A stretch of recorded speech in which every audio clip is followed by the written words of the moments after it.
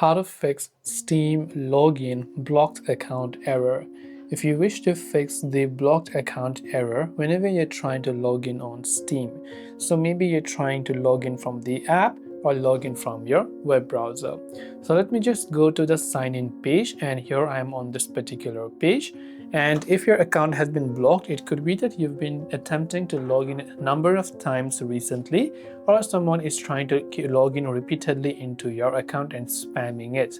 So in some cases, what you can do is you can simply wait up to a couple of hours before you try to log in again, because this is most likely a temporary issue, and in some cases it's just going to get resolved very quickly.